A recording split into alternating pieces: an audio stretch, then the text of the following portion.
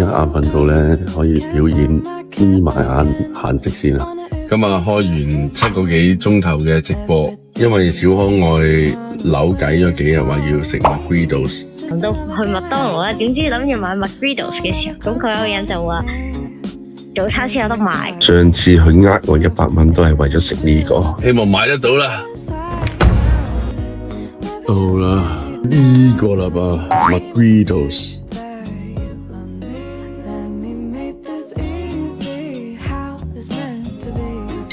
真男人說到做到，終於買到 McGriddles。直播間有好多粉絲問我感情問題，我想講一個舉手之勞嘅嘢，咁但係咁少嘅嘢都可以，如果做到好窩心嘅說話，咁啊，奉勸大家男士咁就要好好地做啦。